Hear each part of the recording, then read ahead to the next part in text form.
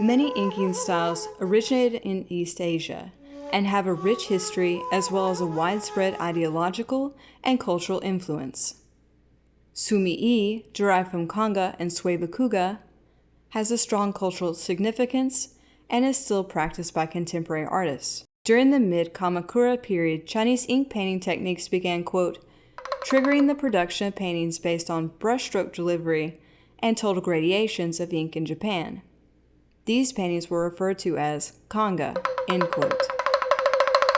Traditional Yamatei paintings that were full of color and depicted secular Japanese slice-of-life scenes were quickly replaced by this new style of ink painting. Kanga spread through Buddhist practices in Japan. Kanga paintings were not limited to a stark contrast between black and white. There were also gradations of black to white. Sui-bakuga is similar to Kanga, but creates unity with the pigments by always mixing them with ink.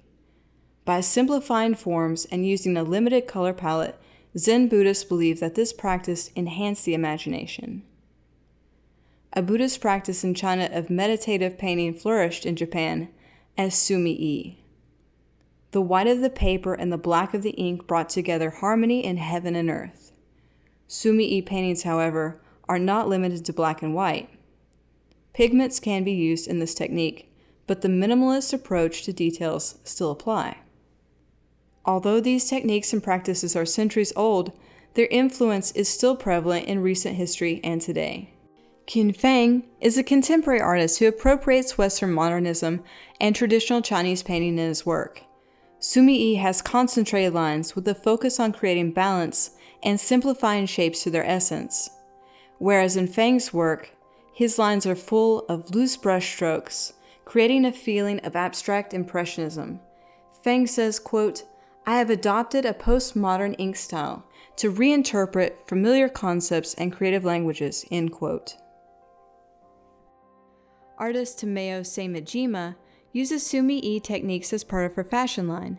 Traditionally, sumi-e is created on washi paper and scrolls. However, Seimejima adorns kimonos with beautifully simplified lines and gradients. Gu Wenda takes the familiar forms of calligraphy but uses human hair as the medium. Wenda's reasoning for using hair is to weave people together and create unity. When speaking about his art installation, United Nation, Wenda says, quote, one can't combine every living person into a single work, but one can use DNA as a representation. So in reality, if you want to realize the United Nation, it's not quite possible. But this dream can be achieved through art by bringing parts of humanity together, end quote. Another artist who adopts elements of calligraphy and sumi-e into his work is Wei Legang. Legang's calligraphy morphs into abstractions, and the words are transformed into graphic elements and do not rigidly resemble language. The form itself becomes the art, and Legang twists and bends the forms to make something unique in this style. This is a combination of the traditional form blended with contemporary expression. The influence of East Asian painting techniques can take many forms. Kim Jung-ji's work does not look like traditional sumi-e. However, the black ink contrasting with the white of the paper and its use of sumi brush is a clear derivative of the traditional art form. His artwork can be described as performance art, as once a line is made, it is never removed. Instead, he builds upon the line and continues the drawing.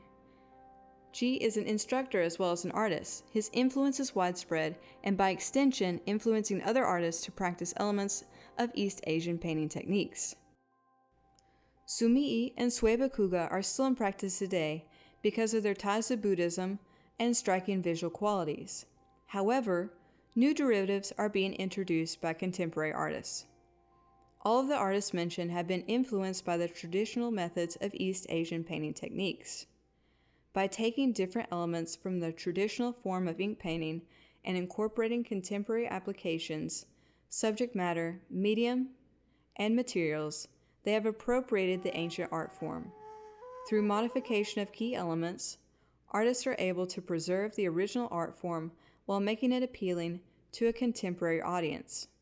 This appropriation will influence generations of artists who will then in turn make the art form something unique to them.